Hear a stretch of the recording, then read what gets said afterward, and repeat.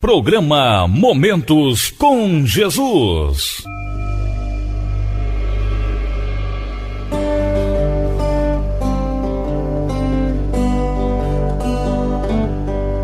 Deus sempre nos fala quando realmente queremos ouvir. No ar. Cantinho da Reflexão.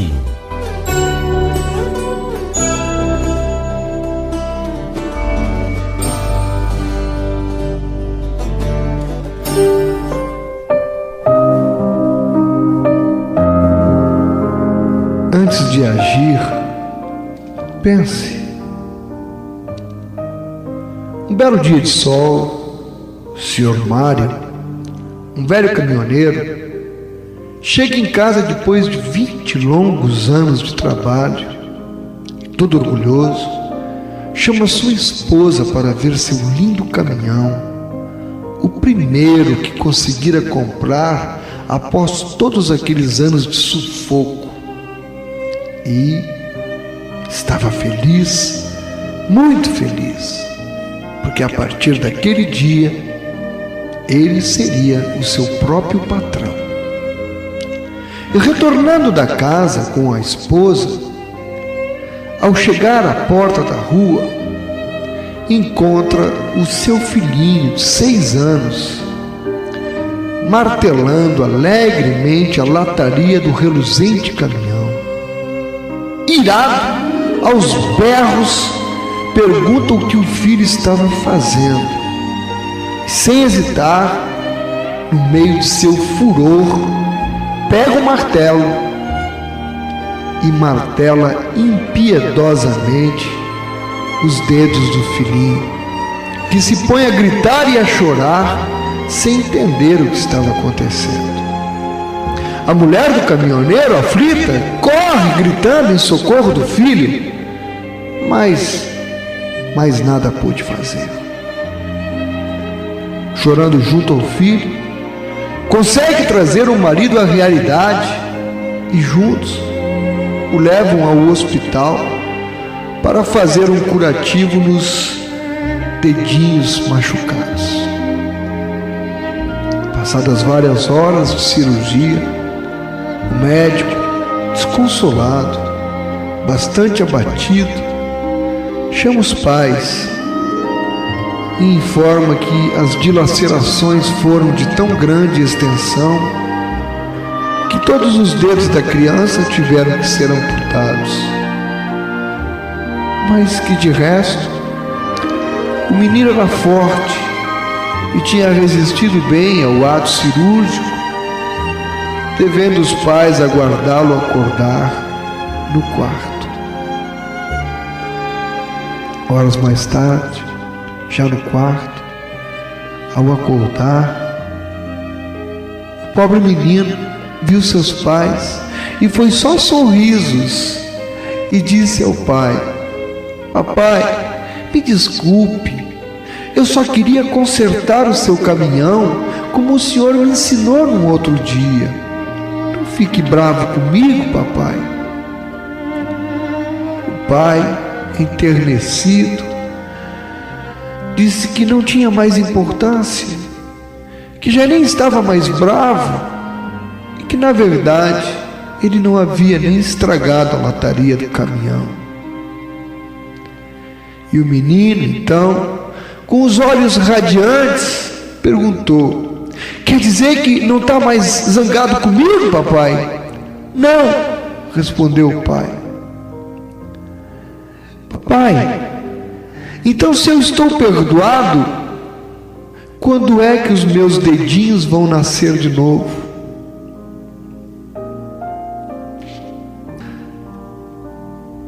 Amados,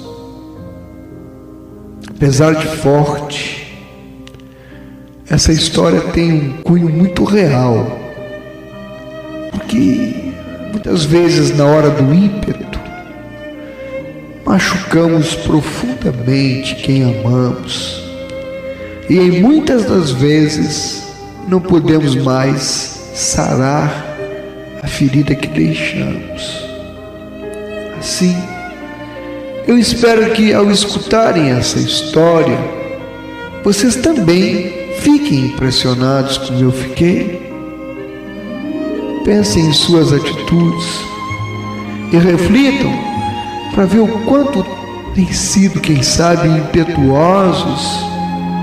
E se for possível, mudem suas atitudes a fim de evitar os danos irreversíveis de seus atos.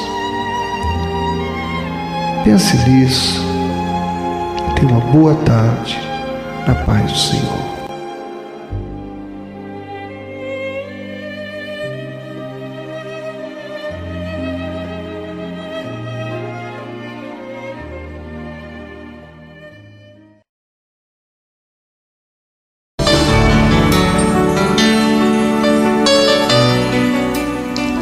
Levando a vida no grito.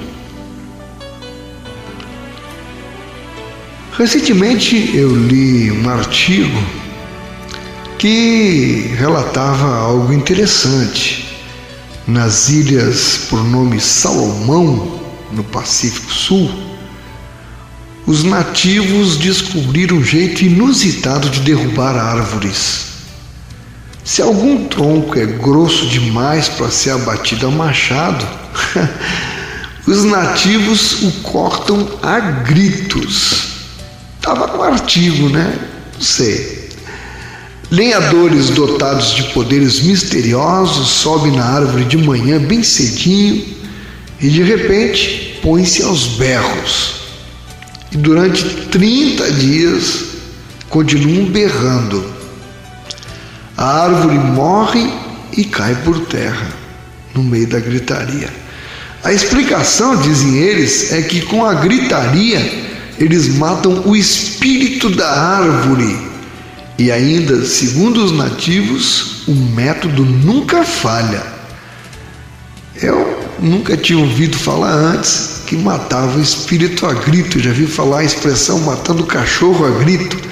Mas matar espírito de árvore a grito é a primeira vez que eu ouço. Mas o tema não deixa de ser interessante. Pobres, inocentes e ingênuos esses nativos. Mas como são engraçados e pitorescos para nós, civilizados, ou que nos julgamos civilizados, os hábitos da selva. Imagina só, derrubar árvores no grito. Que coisa mais primitiva.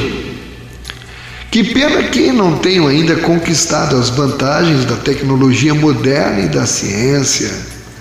Não, uma serra elétrica, um serrote ou um machado quebrava o galho, ou melhor, cortava a árvore. Eles gritam com as árvores. E eu? Às vezes eu grito com a minha mulher. Às vezes eu grito ao telefone. E tem outras horas também que eu grito com minhas filhas. Eu grito com a televisão, com o jornal. E até já vi gente muitas vezes de punhos cerrados berrando contra os céus. Tem um conhecido que vive gritando com seu carro. No ano passado, eu vi ele imprecar contra a escada de serviço do prédio onde mora, em Recife, mais de uma vez. Nós, gente moderna, educada, urbana, gritamos no trânsito, gritamos no campo de futebol, gritamos contra o juiz do jogo, contra o caixa do banco, gritamos contra as contas a pagar e até mesmo contra as máquinas registradoras ou os cash dos bancos, porque não funcionam, principalmente com as máquinas. Como nós gritamos com as máquinas. Parentes e máquinas são quem mais ouve berros. E ainda achamos estranho os silvícolas gritarem com as árvores. E para que serve, hein, tanta gritaria? Com as máquinas, é claro que não servem para nada. Elas ficam lá, nem se mexem. Às vezes, nem com pontapés conseguimos abalá-las. Porém, escuta aqui, chega mais pertinho. Com gente, a coisa muda de figura. Sim, é possível que os nativos das Ilhas Salomão tenham feito uma grande descoberta. Seres vivos em geral, gente, árvores, são extremamente sensíveis a gritos. Gritar, nesses casos, pode acabar matando o espírito que há em cada ser vivo. Sim, porque com paus e pedras podemos partir ossos, mas com palavras partimos os corações. Pense nisso antes de gritar com alguém, com sua mulher, com seu marido, com seus filhos, com seus irmãos, e principalmente se você é pastor. Pense nisso antes de gritar com suas ovelhas, porque elas não são suas, elas são do Senhor. E tenha uma boa tarde na paz do Senhor.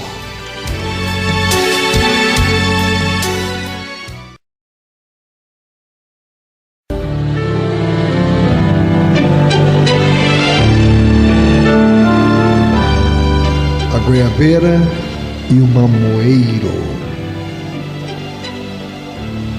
Outro dia, num desses finais de tarde de verão, o tempo se fechou e tudo se escureceu e o vento inundou o quintal daquela casa. No quintal havia duas árvores, um mamoeiro e uma goiabeira. O vento balançava de forma diferente estas árvores, especialmente porque numa das pontas dos galhos da goiabeira, uma rolinha tinha feito seu ninho, e agora estava ela ali, apesar de toda aquela ventania, onde os galhos se dobravam em todas as direções com incrível força. Mas a rolinha nem se abalava e descansava, firme naquilo que havia construído. E no imponente mamoeiro, apenas as suas folhas balançavam, pois o seu caule grosso permanecia ereto, rijo, talvez orgulhoso por não se dobrar diante da força do vento.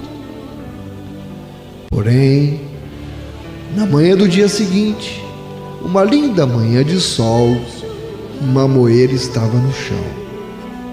O seu caule, apesar de grosso, se rompeu e quebrou-se. Mas a goiabeira estava lá, intacta, abrigando a rolinha que sabiamente havia construído o seu ninho nos ramos da goiabeira. Irmãos, nós podemos tirar algumas lições deste quadro, que com certeza são as maravilhas da natureza, mostrando a glória, a sabedoria e a vontade de Deus em nossas vidas. No Salmo 19, nos versos de 2 a 4, diz assim: um dia discursa a outro dia, e uma noite revela conhecimento a outra noite. Não há linguagem, nem há palavras, e deles não se ouve nenhum som. No entanto, por toda a terra se faz ouvir a sua voz e as suas palavras até aos confins do mundo. Você já viu alguma vez um ninho construído em um pé de mamão? pois eu nunca vi. Eu nunca vi quaisquer aves fazer ninho em pé de mamão. Interessante. Deus fez as aves que, sem entendimento, edificam sempre em lugares seguros. Você já parou para pensar? Pensando nisso, eu lhe pergunto, nesta tarde, onde é que está sendo construída a sua casa? Na rocha ou na areia? Davi, no Salmo 138, declara que Deus atenta para o humilde, mas o soberbo, ele o conhece de longe. Quantas vezes, hein, irmãos, nós temos sido como os mamoeiros. Como? Quando somos irredutíveis em nossas posições, quando não reconhecemos os nossos erros, quando não sabemos pedir desculpas e muito menos perdão, permanecendo no pecado que nos agrada, mesmo tendo convicção dele. Em outras palavras, não temos nos dobrado quando não reconhecemos nossos erros para com o próximo, sendo então altivos e orgulhosos, ou mesmo estando certos, não procuramos o nosso próximo para pedir perdão e com ele nos reconciliarmos. Filipenses capítulo 2, versículo 3, assim nos ensina: nada façais por partidarismo ou vanglória, mas por humildade, considerando cada um os outros superiores a si mesmos. Irmãos, nós agimos como mamoeiros quando não temos nos dobrado, quando não reconhecemos, não aceitamos e não buscamos a soberana e perfeita vontade de Deus como princípio básico para o nosso viver. Salmo 40, versículo 8 diz: agrada-me fazer a tua vontade, ó Deus meu, dentro do meu coração está a tua lei. Em Oséias capítulo 6, versículo 3, conheçamos e prossigamos em conhecer ao Senhor, como a alva a sua vinda é certa, e ele descerá sobre nós como a chuva seródia que rega a terra. Para quê? Ouça Romanos 12, verso 2, para que experimentemos qual seja a boa, agradável e perfeita vontade de Deus. Que o Senhor esteja aplicando esta porção da sua palavra em nossos corações na tarde de hoje.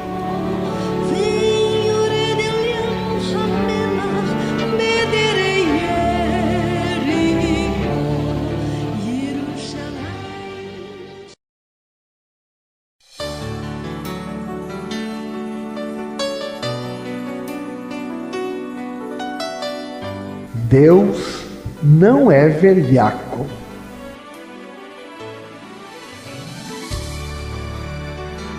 Era uma vez um sujeito que se endividou muito e foi condenado a saldar as suas dívidas de uma só vez, sob pena de ser preso.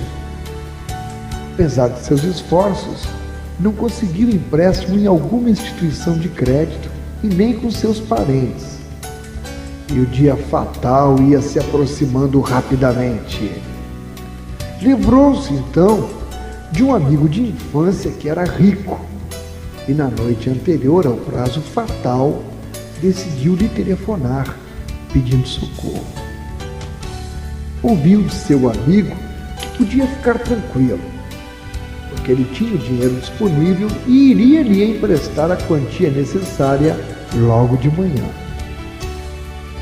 Foi para o seu quarto, deitou-se em sua cama, mas não conseguiu dormir, pois ficou pensando: e se meu amigo mudou seu jeito de ser? E Se ele agora for daquele tipo de pessoa que promete as coisas, mas não cumpre o prometido, se ele for agora um velhaco digno de confiança, aquela foi a noite mais longa de sua vida.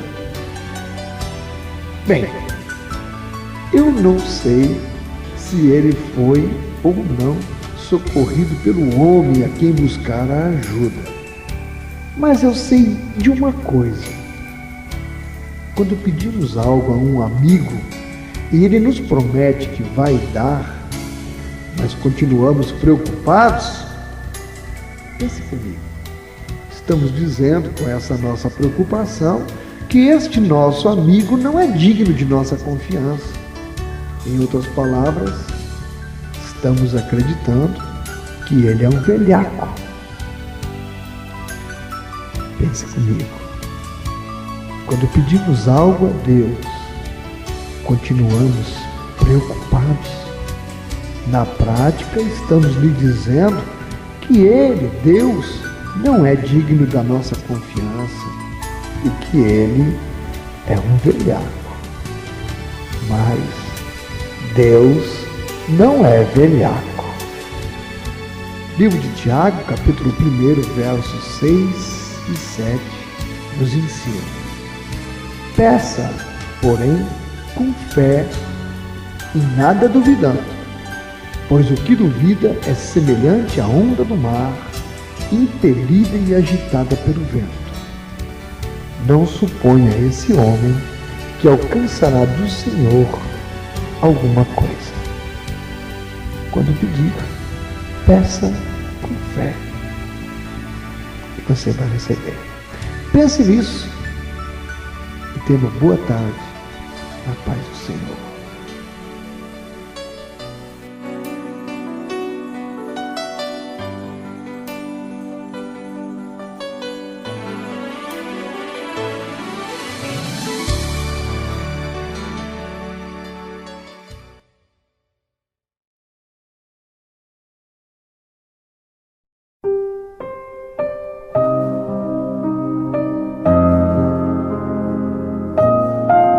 Nossos Velhos. Autoria: Marta Medeiros.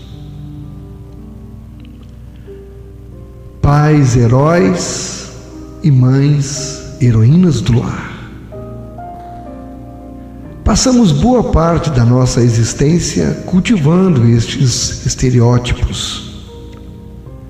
Até que um dia, o pai herói começa a passar o tempo todo sentado, resmunga baixinho e puxa uns assuntos sem pé nem cabeça.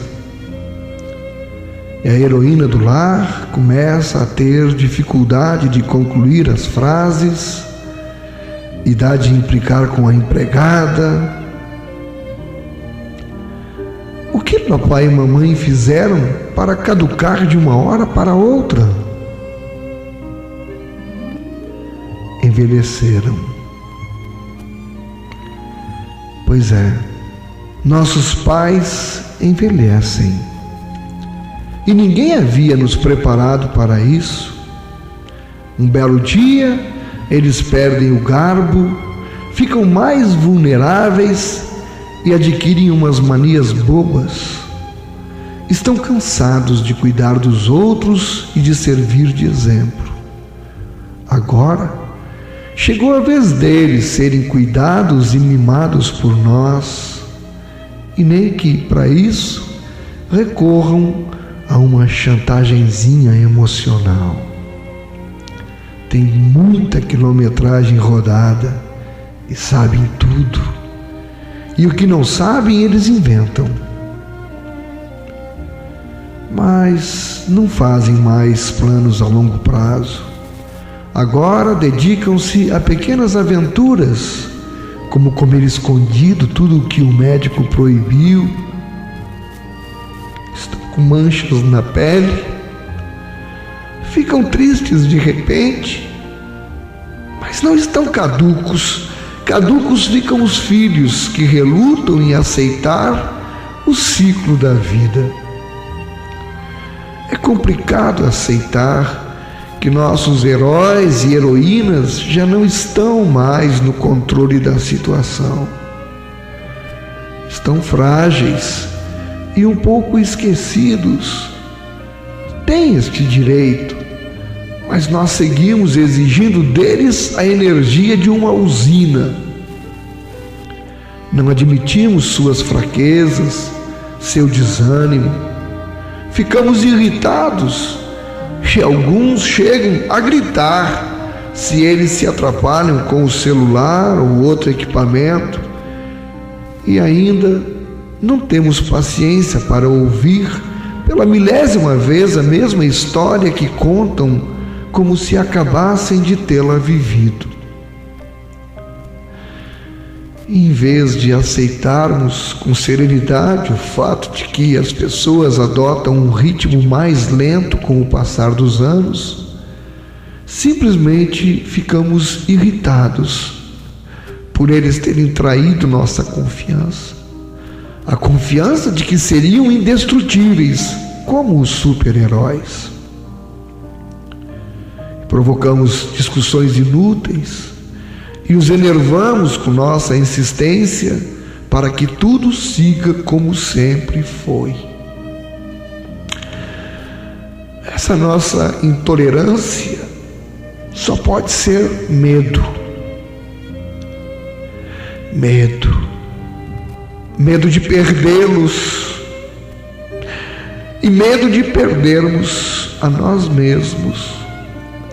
Medo de também deixarmos de ser lúcidos e joviais. Com todas as nossas irritações, só provocamos mais tristeza àqueles que um dia só procuraram nos dar alegrias. E por que não conseguimos ser um pouco do que eles foram para nós? Quantas noites estes heróis e heroínas passaram ao lado de nossa cama, medicando, cuidando e medindo febres. E nós ficamos irritados quando eles esquecem de tomar seus remédios. E ao brigar com eles, nos deixamos chorando, tal qual crianças que fomos um dia.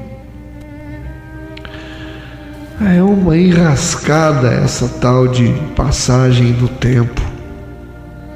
Nos ensinam a tirar proveito de cada etapa da vida, mas é difícil aceitar as etapas dos outros, e ainda mais quando os outros são nossos alicerces, aqueles para quem sempre podíamos voltar e sabíamos que estariam com seus braços abertos e que agora estão dando sinais de que um dia irão partir sem nós.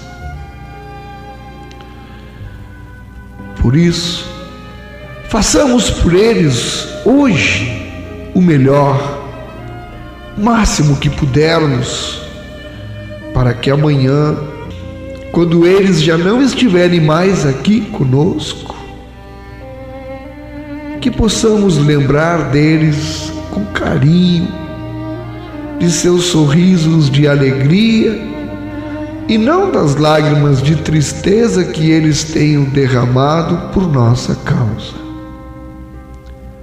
Afinal, nossos heróis de ontem serão nossos heróis eternamente.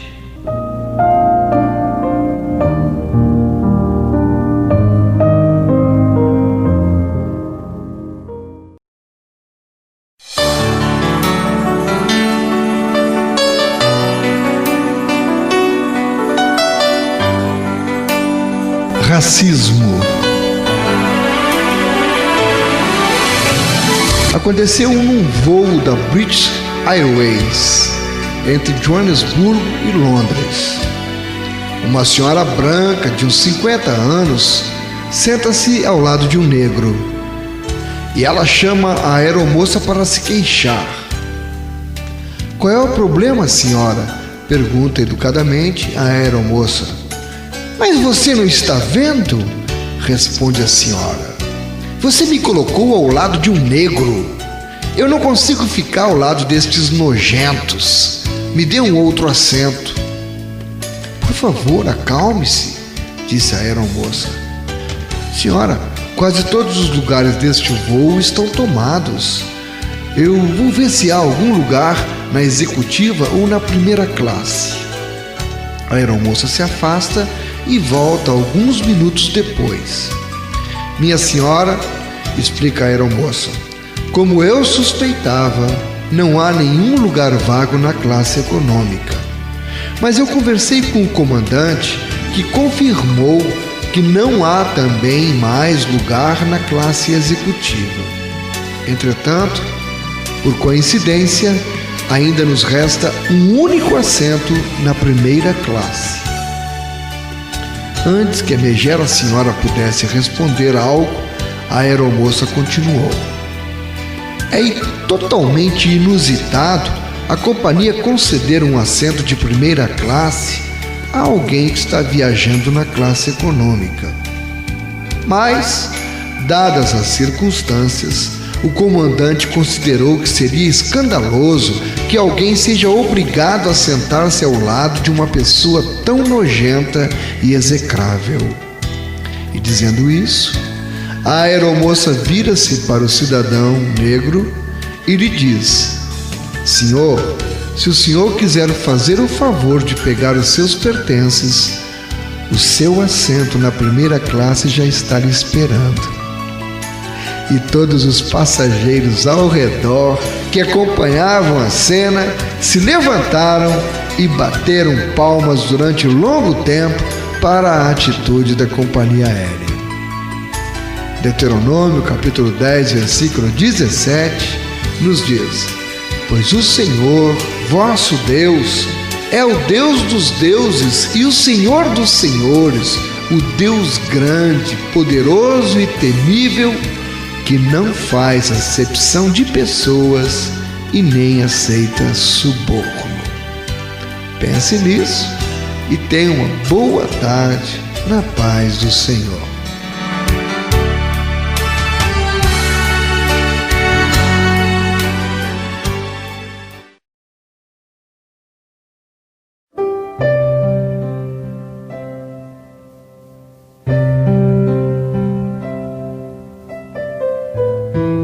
O milagre do amor de Deus.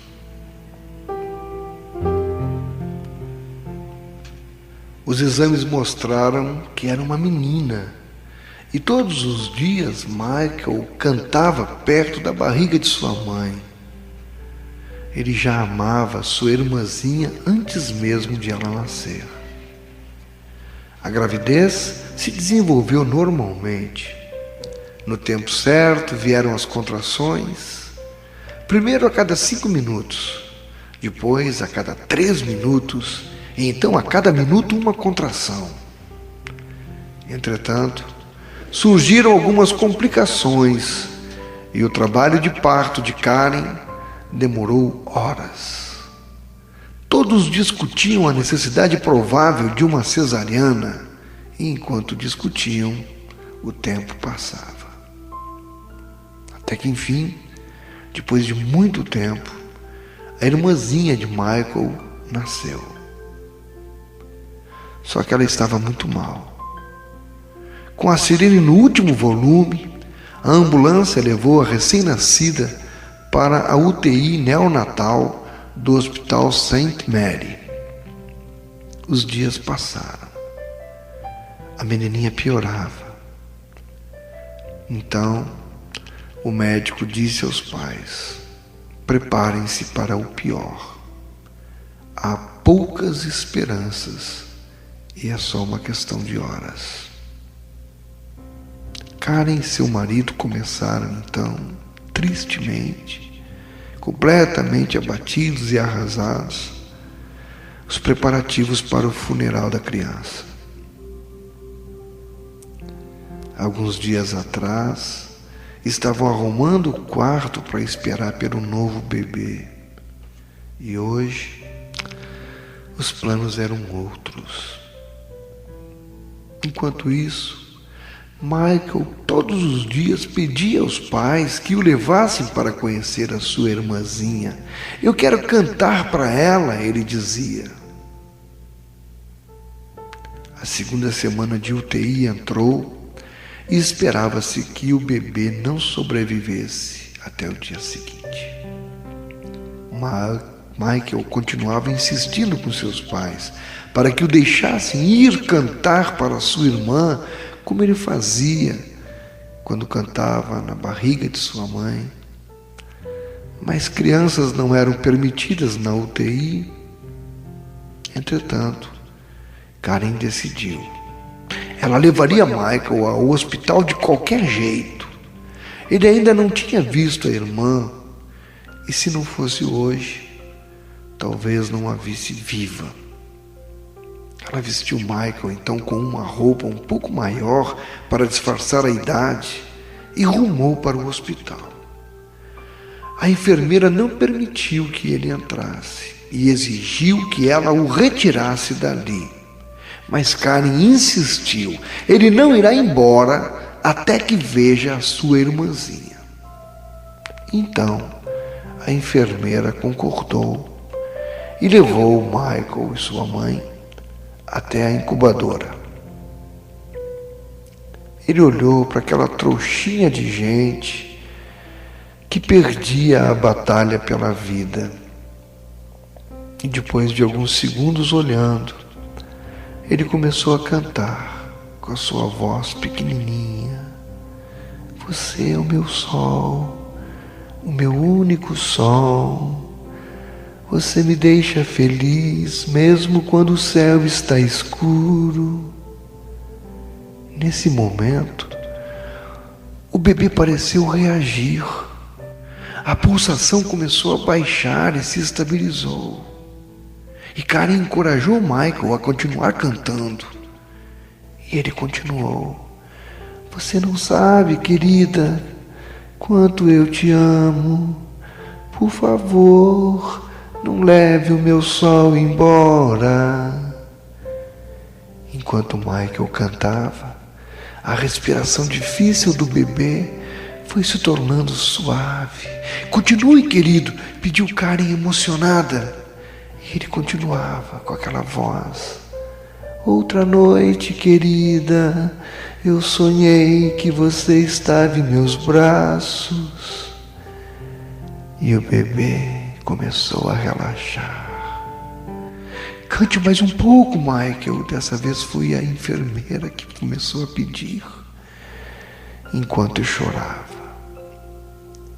E Michael cantava. Você é o meu sol, o meu único sol. Você me deixa feliz, mesmo quando o céu está escuro. Por favor, não leve o meu sol embora. No dia seguinte, a irmã de Michael já tinha se recuperado e em poucos dias foi para casa.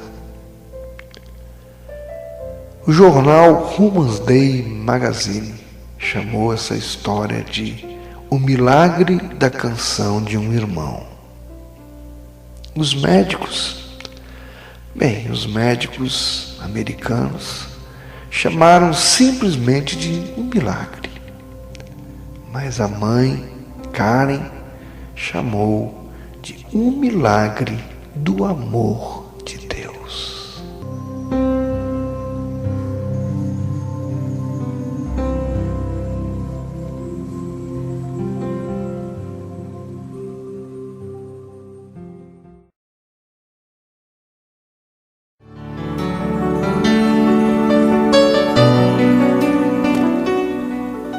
A sutileza.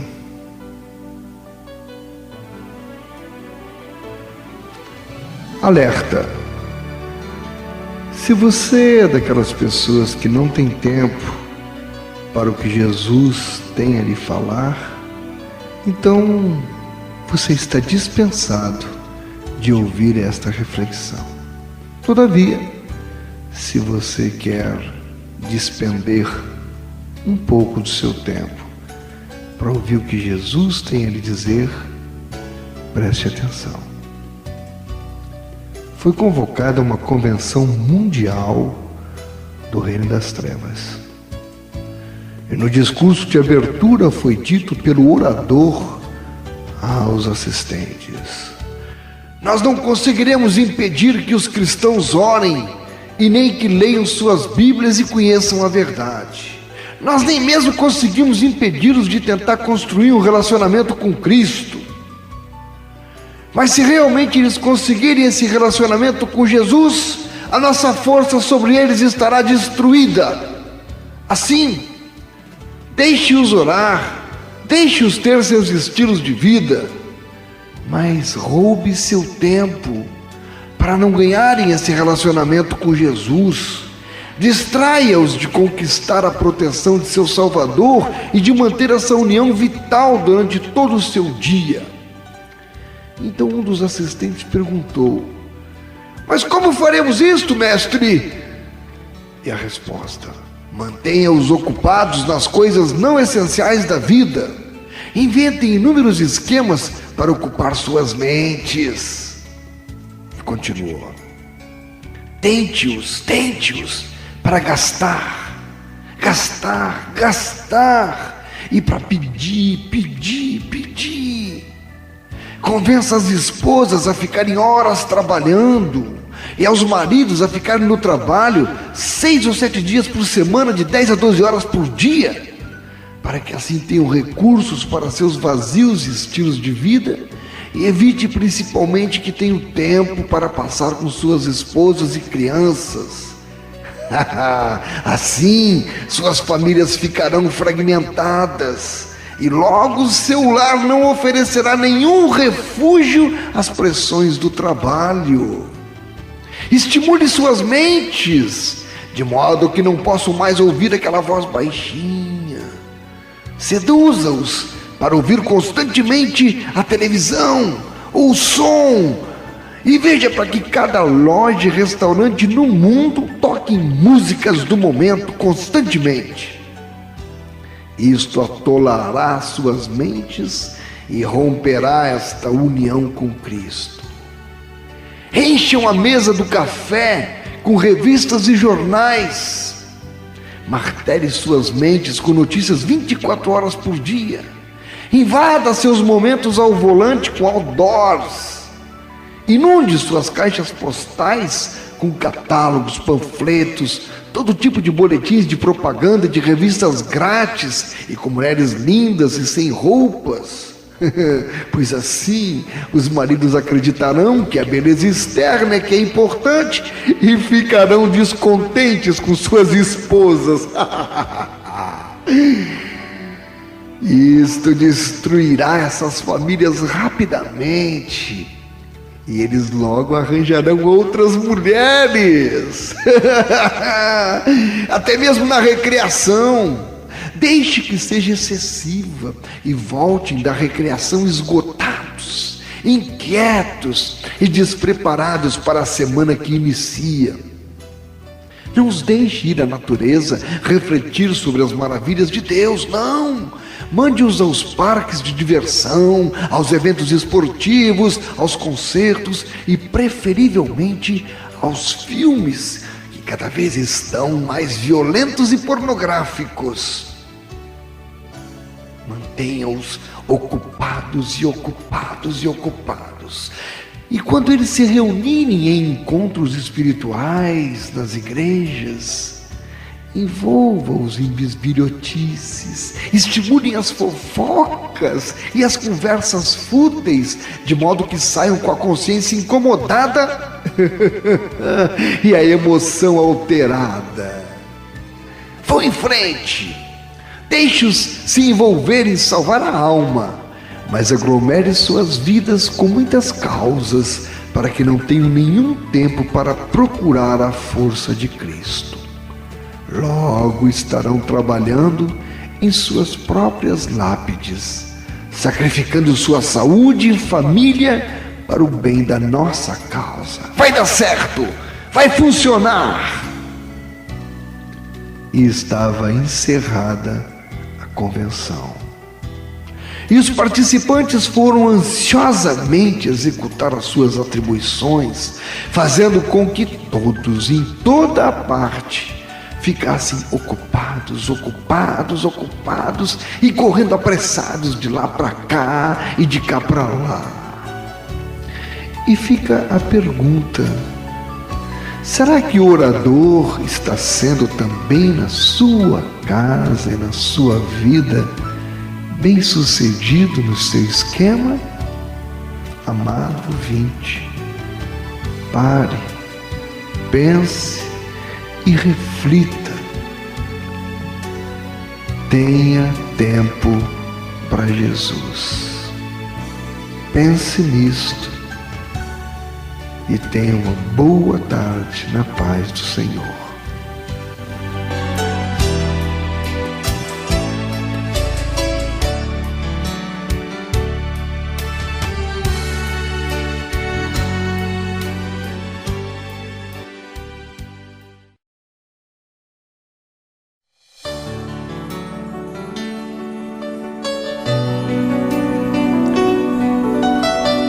Os erros na Bíblia.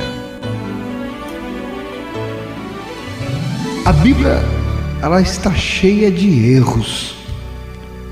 O primeiro erro foi quando Eva duvidou da palavra de Deus. O segundo erro aconteceu quando seu esposo Adão fez o mesmo. E assim, erros e mais erros ainda estão sendo cometidos, porque as pessoas insistem em duvidar da palavra de Deus. A Bíblia está cheia de contradições. Ela contradiz o orgulho e o preconceito. Ela contradiz a lascívia e a desobediência.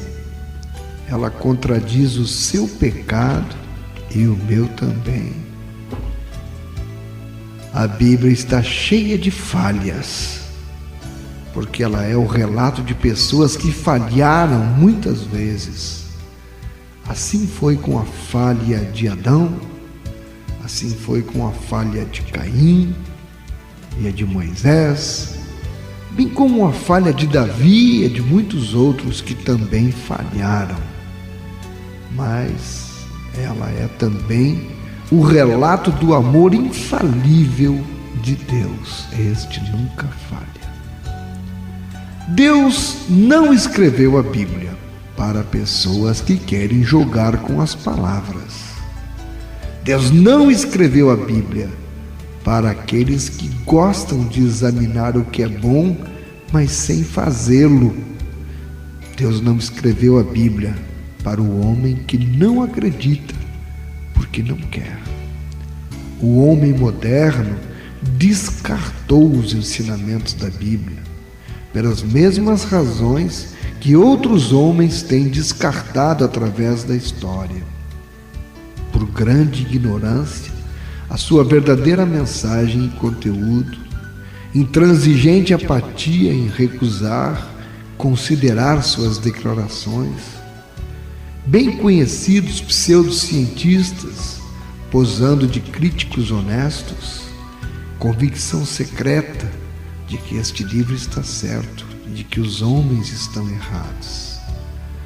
Somente uma pessoa preconceituosa acreditaria que os ensinamentos bíblicos são passados e irracionais, sendo princípios arcaicos e sem propósito. A Bíblia está cheia de discrepâncias e afirmações inaceitáveis. Ela só poderia ser trabalho irrelevante e não inspirado de meros homens.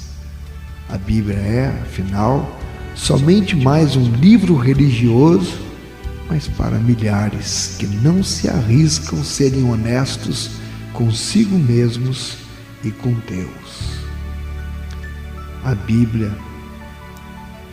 é também um livro religioso para aqueles que têm medo de aceitar o desafio do próprio Deus a um exame honesto. A Bíblia não deixa de ser mais um livro religioso para aqueles que não querem examiná-la a fundo, porque ela diz verdadeiramente como os homens são. E você não pode entender ou confiar no que a Bíblia diz, a menos que você esteja disposto a considerar as evidências e encarar face a face o autor da Bíblia. Pense nisso e tenha uma boa tarde na paz do Senhor.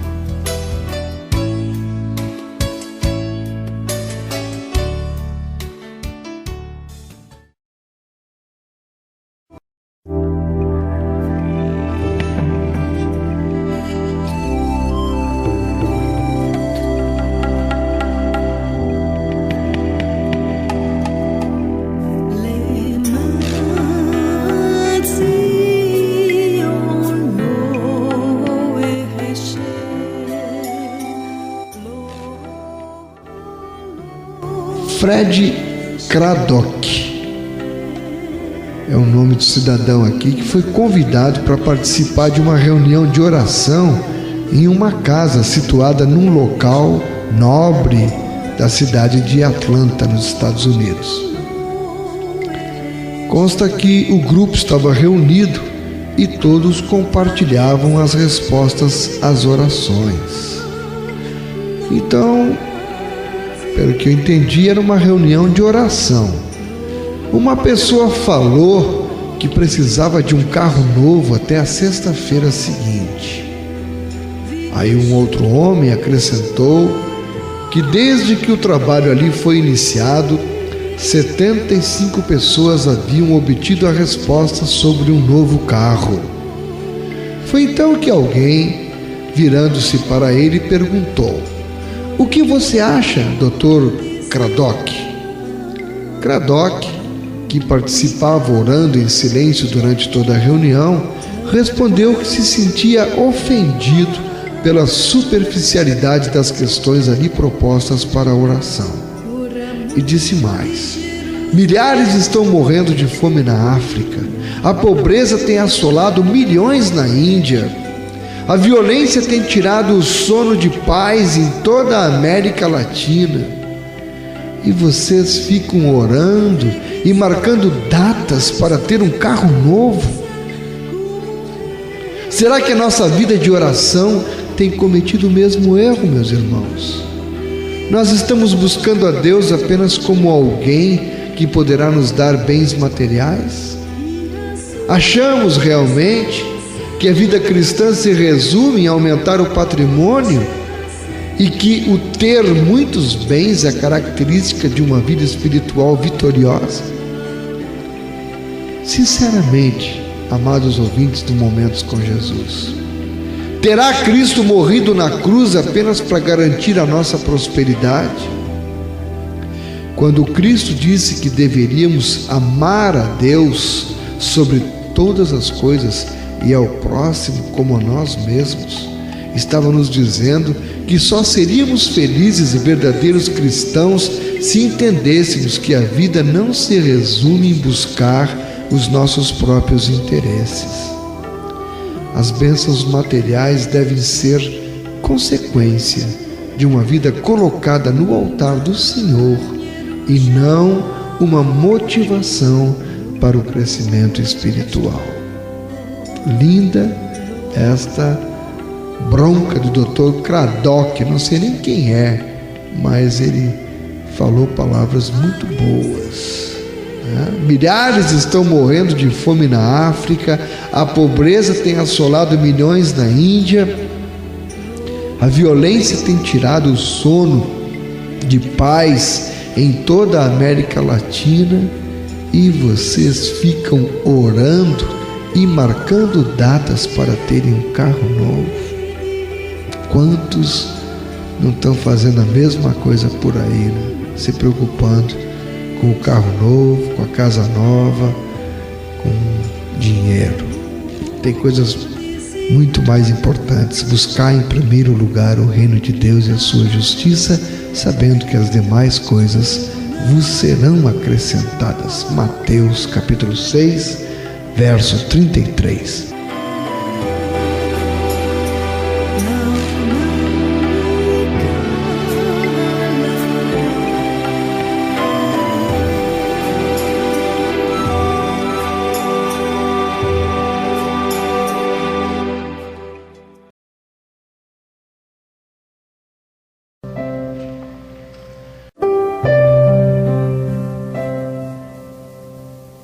Apenas passe adiante. Lá estava o médico com a sua família, de férias, no acampamento isolado, com o carro enguiçado. Tentou dar a partida no carro. Nada. Caminhou para fora do acampamento e, felizmente, seus palavrões foram abafados pelo barulho do riacho que passava por ali. Acabou concluindo que eram vítimas de uma bateria descarregada. Sem alternativa, decidiu voltar a pé até uma vila mais próxima, a alguns quilômetros de distância. 2 horas depois, em um tornozelo torcido, chegou finalmente a um posto de gasolina. Ao se aproximar do posto, deu-se por conta de que era domingo de manhã. O lugar estava fechado, mas felizmente havia um telefone público e uma lista telefônica caindo aos pedaços. Telefonou para a única companhia de auto-socorro localizado na cidade vizinha, a cerca de 30 quilômetros de distância. Zé atendeu o telefone e ouviu enquanto o médico explicava os seus apuros. "Ah, não tem problema", ele disse, quando soube a localização. "Normalmente, eu não atendo aos domingos, mas eu posso chegar aí em mais ou menos uma meia hora."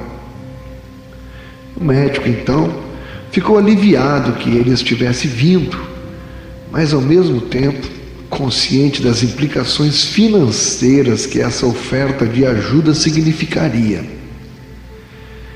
Finalmente, Zé chegou em seu reluzente caminhão guincho e eles se dirigiram para a área de acampamento onde estava o carro e a família do médico. Quando saíram do caminhão, o médico se virou e observou com espanto o Zé descer com aparelhos na perna e a ajuda de muletas. Ele era paraplégico. Enquanto Zé se movimentava, entretanto, o médico começou novamente a sua ginástica mental em calcular o preço daquela, digamos, boa vontade do mecânico. Quanto será que vai me custar esta vinda deste carro guincho até aqui? E Zé lhe disse, após examinar o carro: "Ah, doutor, é só uma bateria descarregada, uma pequena carga elétrica e vocês poderão ir embora." O Zé então reativou a bateria e, enquanto ela recarregava, distraiu o filho pequeno do médico com truques de mágica. E ele até mesmo tirou uma moeda da orelha e a deu para o menino. Enquanto ele colocava os cabos de volta no caminhão, o médico perguntou quanto lhe devia. "Oh, nada", respondeu Zé, para a surpresa do médico. "Nada? Mas eu tenho que lhe pagar alguma coisa, o senhor se deslocou 30 quilômetros, vai voltar e eu não vou lhe pagar nada?" Não, eu insisto, eu tenho que lhe pagar alguma coisa." "Não", Zé reiterou. "Há muitos anos atrás, alguém me ajudou a sair de uma situação muito pior do que esta. Foi quando, num acidente, doutor, eu perdi as minhas pernas. E o sujeito que me socorreu na época, e eu só estou vivo por causa do socorro dele, ele me disse, quando eu lhe perguntei quanto lhe devia, ele me disse apenas para eu passar isso adiante. Portanto, doutor, o senhor não me deve nada. Apenas lembre-se, quando tiver uma chance, passe isso adiante." Cerca de 10 anos após, em seu movimentado consultório, onde frequentemente treinava estudantes de medicina, Maria, uma aluna do 2º ano de uma faculdade de medicina de outra cidade, veio passar um mês em seu consultório para que pudesse ficar com a mãe que morava naquela região. E o médico, juntamente com Maria, acabaram de atender a uma paciente cuja vida fora destruída pelas drogas e pelo abuso do álcool. E de repente, ele notou que Maria estava com os seus olhos cheios de lágrimas. E perguntou: Maria, você não se sente bem por ver este tipo de paciente? Não, é simplesmente que minha mãe poderia ser esta paciente. Ela tem o mesmo problema. Durante o horário de almoço, conversaram sobre a trágica história da mãe alcoólatra de Maria. Chorosa e angustiada, Maria abriu o coração ao médico ao contar os anos de ressentimento, de vergonha, de hostilidade que haviam marcado a existência de sua família por conta daquele vício de sua mãe. E o médico, então, deu-lhe a esperança de colocar a mãe de Maria sob tratamento em seu hospital. Depois de ser bastante encorajada por um conselheiro treinado e por outros membros da família, a mãe de Maria consentiu em se submeter a um tratamento. Assim, ficou internada no hospital especializado por várias semanas e quando saiu, felizmente, graças a Deus, era uma outra pessoa livre do seu vício. A família de Maria quase tinha sido destruída e pela primeira vez pudemos sentir um pouco de esperança. Então Maria procurou um médico e disse: doutor, como eu posso lhe agradecer? O médico, então, nesse instante, lembrou-se daquele acampamento distante e do bom samaritano paraplégico e soube então que só poderia lhe dar uma resposta: Maria, apenas passe isso adiante. Pense nisso. Tenha uma boa tarde na paz do Senhor.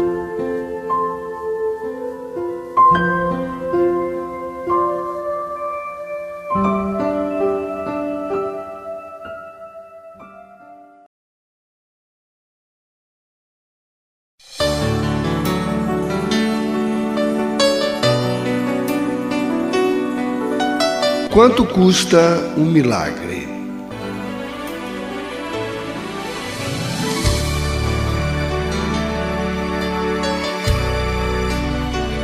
Sandrinha era uma garotinha precoce de 8 anos, quando ouviu seu papai e sua mamãe conversando sobre o seu irmãozinho Mateus.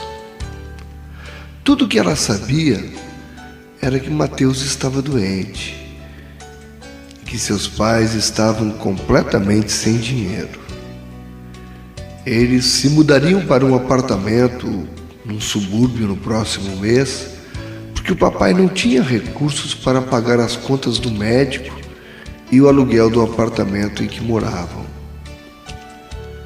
Somente uma intervenção cirúrgica muito cara poderia salvá-lo agora.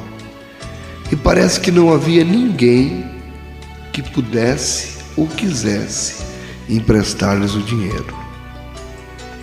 Sandrinha ouviu seu pai dizer à sua mãe, chorosa, com um sussurro desesperado: somente um milagre poderá salvar o nosso filho. Sandrinha foi ao seu quarto e puxou o seu cofrinho do esconderijo do armário. Despencou todo o dinheiro que tinha no chão e contou cuidadosamente. Contou 3 vezes. O total tinha que estar exato. Não havia margem de erro. Colocando as moedas de volta no cofre com cuidado, fechando a tampa, ela saiu devagarinho pela porta do fundo e andou 5 quarteirões até a farmácia mais próxima. Ela esperou pacientemente que o farmacêutico a visse e desse atenção, mas ele estava muito ocupado no momento. Sandrinha esfregou os pés no chão para fazer barulho. Nada. Ela limpou a garganta com o som mais terrível que ela pôde fazer. Nem assim. Finalmente ela pegou o níquel do vidro e bateu na porta. "O que você quer?" perguntou o farmacêutico com a voz aborrecida. "Bem, eu quero lhe falar sobre meu irmão", Sandrinha respondeu no mesmo tom aborrecido. "O meu irmão está doente e eu vim aqui que eu preciso comprar um milagre." "Como?" balbuciou o farmacêutico, atônito. "Ele se chama Mateus e está com alguma coisa ruim crescendo dentro de sua cabeça. E papai diz que só um milagre poderá salvá-lo. Então, eu vim aqui na farmácia porque eu quero comprar um milagre. Quanto custa um milagre?" "Ora, nós não vendemos milagres aqui, garotinha. Desculpe, mas eu não posso ajudá-la", respondeu o farmacêutico, agora falando com um tom mais suave. "Escute, moço, eu tenho dinheiro para pagar. Se não for o suficiente, eu conseguirei o resto. Por favor, diga-me quanto custa." O irmão do farmacêutico, que ali estava, assistindo a tudo, era um homem bem vestido. Ele deu um passo à frente e perguntou para Sandrinha: "Minha filha, que tipo de milagre seu irmão precisa?" "Não sei", respondeu Sandrinha, levantando os olhos para ele. "Eu só sei que Mateus está muito mal e mamãe diz que ele precisa ser operado, mas papai não pode pagar, então eu quero usar o meu dinheiro." "Quanto você tem?" perguntou o homem. Sandrinha respondeu quase num sussurro: R$11,10. E é tudo que eu tenho. Mas eu acho que eu posso conseguir mais, se for preciso." "Puxa, que coincidência!" sorriu o homem. R$11,10. Exatamente o preço de um milagre para irmãozinhos. Ele pegou o dinheiro com uma mão e, dando a outra mão à menina, disse: "Querida, leve-me até onde você mora. Eu quero ver o seu irmão e quero conhecer seus pais. Eu quero ver se tenho realmente o tipo de milagre que seu irmão precisa." Esse senhor bem vestido era o Dr. Carlton Armstrong, e esta história é verídica. Dr. Carlton Armstrong era um cirurgião americano especializado em neurocirurgia. A operação do menino foi feita com sucesso e sem custo algum. E meses depois, Mateus estava em casa novamente, recuperado. Mamãe e papai comentavam alegremente sobre a sequência de acontecimentos ocorridos. "A cirurgia", murmurou mamãe, "foi um milagre real. Eu gostaria de saber quanto deve ter custado." Sandrinha sorriu. Ela sabia exatamente quanto custara aquele milagre. 11,10. E mais a fé pura, sincera de uma garotinha. Queridos, o milagre não é a suspensão de uma lei natural, mas o resultado de uma lei maior. Ora, Hebreus 11, verso 1 nos diz que a fé é o firme fundamento das coisas que se esperam e a prova das coisas que não se veem.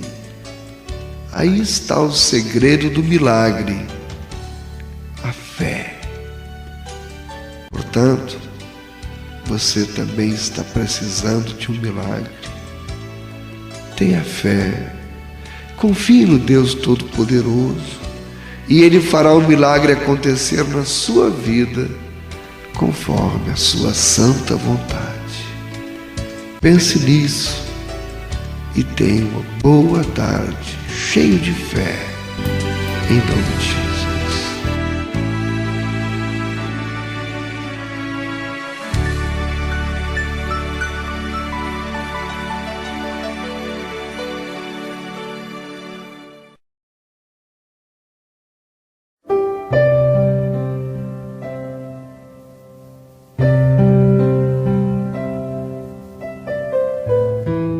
Uma pescaria inesquecível.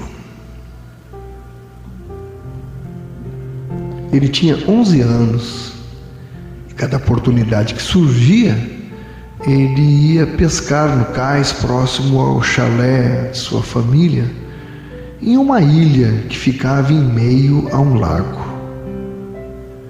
Mas a temporada de pesca só começaria no dia seguinte.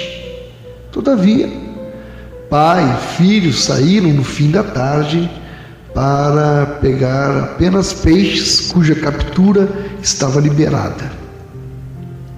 O menino amarrou uma isca e começou a praticar arremessos, provocando ondulações coloridas na água. E logo, elas se tornaram prateadas pelo efeito da lua nascendo sobre o lago. Quando o caniço vergou, ele soube que havia algo enorme do outro lado da linha. E o pai o olhava com admiração, enquanto o garoto habilmente, com muito cuidado, erguia o peixe já exausto da água. Era o maior que já tinha visto. Porém, uma pena. A pesca daquela espécie só era permitida na temporada, que começaria no dia seguinte. O garoto e o pai olharam para o peixe, tão bonito, e as guelras se movimentando para trás, para frente. O pai, então, acendeu um fósforo e olhou para o relógio. Eram 10 da noite. Faltavam apenas 2 horas para a abertura da temporada. Em seguida, olhou para o peixe e depois para o menino, dizendo: filho, ainda falta 2 horas e você tem que devolver o peixe à água. Mas papai, reclamou o menino. Vai aparecer outro, meu filho, insistiu o pai. E o menino: não tão grande quanto este, choramingou. O garoto olhou à volta do lago. Não havia nenhum outro pescador, nenhuma embarcação à vista. Voltou novamente o olhar para o pai. E mesmo sem ninguém por perto, sabia, pela firmeza em sua voz, que a decisão de seu pai era inegociável. Devagar, pesaroso, tirou o anzol da boca do enorme peixe e o devolveu à água escura. O peixe movimentou rapidamente o corpo e desapareceu. E naquele momento, o menino teve certeza de que jamais veria um peixe tão grande quanto aquele. Isso aconteceu há 34 anos. Hoje, o garoto é um arquiteto bem-sucedido e o chalé da família continua lá, na ilha, em meio ao lago, e ele leva agora os seus próprios filhos para pescar no mesmo cais. Sua intuição estava correta. Nunca mais se conseguiu pescar um peixe tão maravilhoso como aquele daquela noite. Porém, sempre vê o mesmo peixe repetidamente, todas as vezes que se depara com uma questão ética. Porque, como o pai lhe ensinou, a ética é simplesmente uma questão de certo ou errado. Agir corretamente quando se está sendo observado é uma coisa.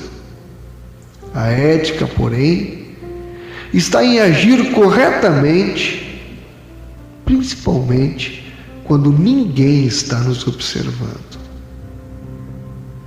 Mesmo porque Deus a tudo vê. Essa conduta reta só é possível quando desde criança aprendeu-se a devolver o peixe à água. Essa história valoriza não como se consegue ludibriar as regras, mas como, dentro delas, é possível fazer a coisa certa.